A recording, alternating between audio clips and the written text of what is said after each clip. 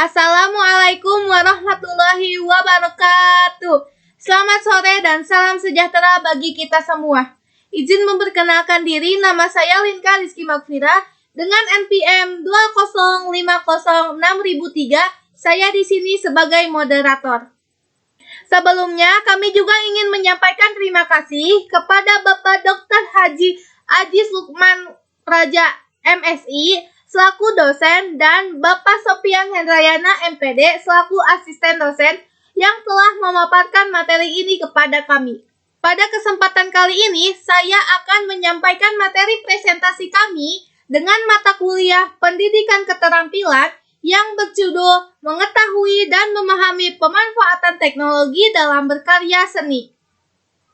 Sebelum masuk materi, saya akan memperkenalkan anggota kelompok 5 terlebih dahulu. Yang pertama, di sini ada Julia Aprianti dengan NPM 2050680 selaku pemateri ke-1.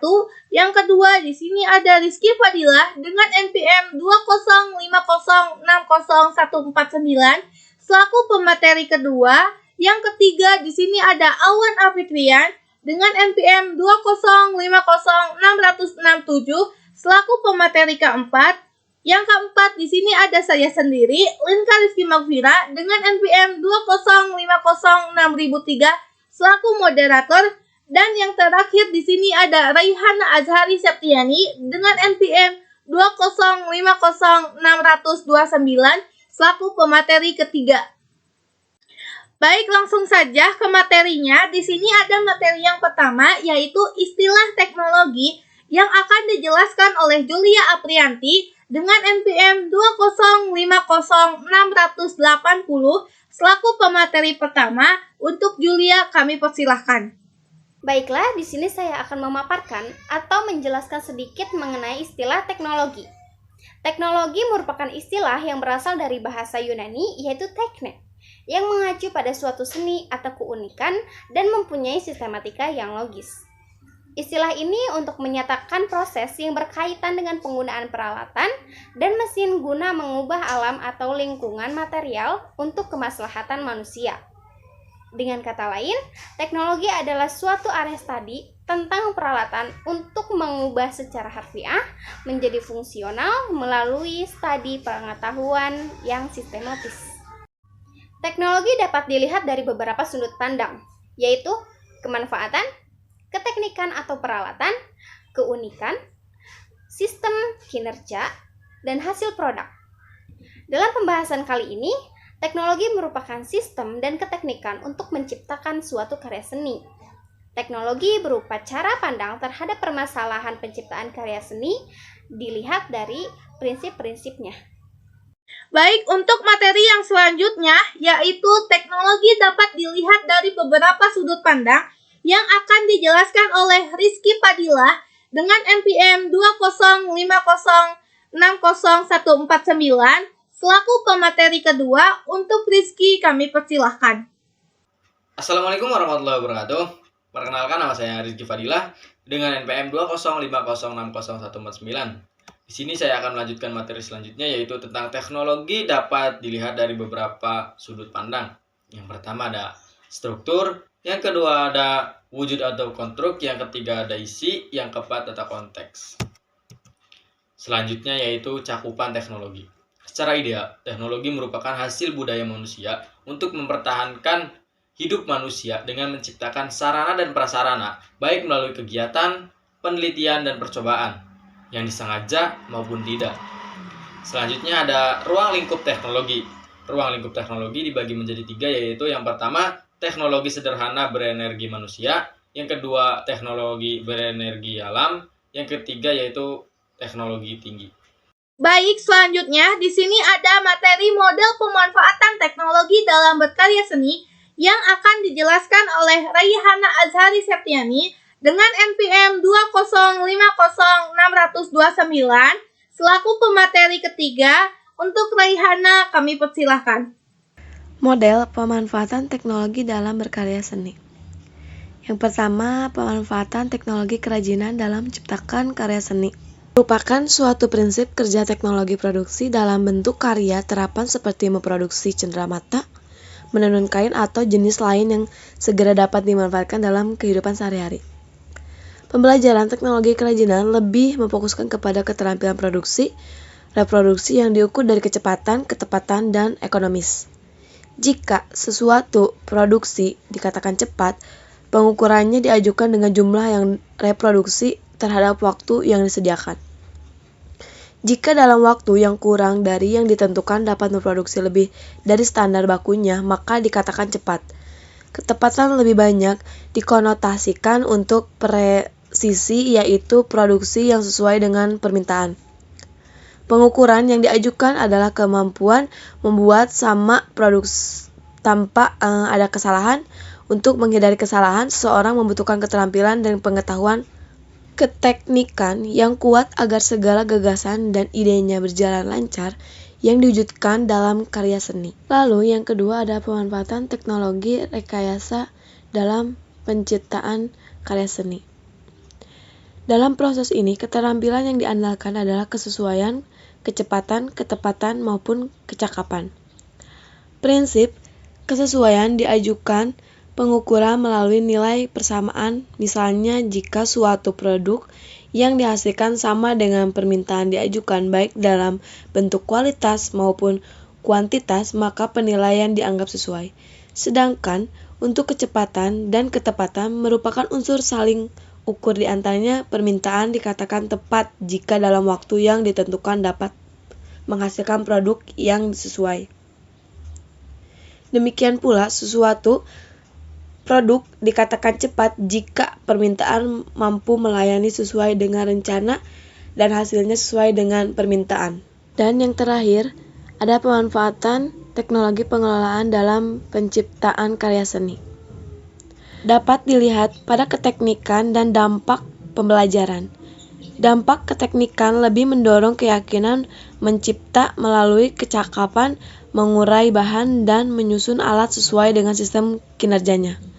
Sedangkan dampak pembelajaran teknologi rekayasa adalah keuletan, menguraikan masalah, dan menyusun kembali permasalahan dalam menciptakan karya seni. Pengukuran terhadap pengolahan adalah perilaku mengubah objek melalui proses pemasakan, reaksi, percobaan, treatment secara cepat dan dapat menghasilkan produksi ganda dan reproduktif. Produksi ganda termasuk tampak pada pengembangan alat, bahan, serta medium lain yang dapat digunakan untuk mendukung. Prinsip ini biasanya akan menjadi ekonomis ketika produksinya mampu mencapai target bahkan melebihi target minimal. Sedangkan prinsip higienis pengolahan terletak pada keselamatan dan kesesuaian. Produk terdapat standar kimia, pangan, dan ukuran kesehatan atau keselamatan. Rencana dan laporan kerja. Rancangan kerja ditulis dalam skema ataupun menggunakan daftar isi, di mana dasar pemikiran penulisan gagasan ini sangat penting karena ketika seseorang sedang berkarya, tiba-tiba ingatannya berbaur dengan pikiran lain sehingga terjadi kelupaan. Dengan demikian, rancangan kerja yang telah ditulis dapat mengingatkan kembali gagasan yang telah terputus. Ide dan gagasan dalam menciptakan karya seni dengan memanfaatkan teknologi sederhana perlu dituangkan dalam sebuah rancangan yang meliputi karya apa yang akan dibuat. Nah, bagaimana latar belakang munculnya ide dan gagasan dan manfaat karya seni? Selain itu, jelaskan pula dalam rancangan tersebut tentang bagaimana teknik dan cara kerja atau langkah yang akan dikerjakan untuk membuat atau mewujudkan ide atau gagasan tersebut. Bahan apa yang akan digunakan, bagaimana karakteristik bahan tersebut, juga perlu dilihat dalam rancangan tersebut tentang kesulitan yang diperkirakan akan ditemui. Baik, di sini ada materi yang selanjutnya, yaitu analisis materi SBDP kelas 3 semester 1 yang akan dijelaskan oleh Alwan Afitrian dengan NPM 2050667 selaku pemateri keempat. Untuk Alwan kami persilahkan. Oke, pada penjelasan selanjutnya yaitu tentang analisis materi SBDP kelas 3 semester 1, di mana pada KI 3 atau keterampilan inti 3 bidang pengetahuan yaitu diharapkan siswa dapat memahami memahami pengetahuan faktual dengan cara mengamati, mendengar, melihat, membaca, dan bertanya berdasarkan rasa ingin tahu tentang dirinya, makhluk ciptaan Tuhan dan kegiatannya, dan benda-benda yang dijumpainya di rumah dan di sekolah. Pada keterampilan inti 4 atau KI 4, yaitu tentang keterampilan, diharapkan siswa dapat menyajikan pengetahuan faktual dalam bahasa yang jelas, sistematis, dan logis, dalam karya yang estetis, dalam gerakan yang mencerminkan anak sehat, dan dalam tindakan yang mencerminkan perilaku anak beriman dan berakhlak mulia. Materi ini tidak hanya ditujukan kepada siswa saja sebetulnya, namun materi ini juga,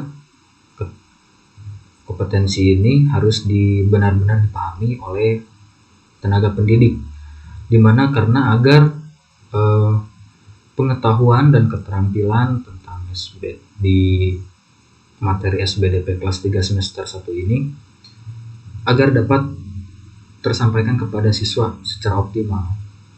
Bagaimana sih memahami pengetahuan faktual dengan cara mengamatinya, itu seperti apa mengamatinya, mendengarkan seperti apa gitu, melihat apa dan membaca apa gitu, seperti halnya itu.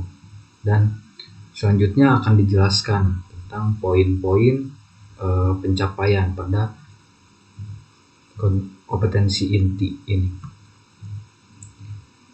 Nah, pada slide selanjutnya, kompetensi inti, yaitu kompetensi inti 3 tentang pengetahuan, di mana terdapat 3.1 mengetahui unsur-unsur rupa dalam karya dekoratif, 3.2 mengetahui bentuk dan variasi pola irama dalam lagu, 3.3 mengetahui dinamika gerak tari, 3.4 mengetahui gerakan tari dengan mengikuti gerakan hewan, 3.5 mengetahui alat musik ritmis.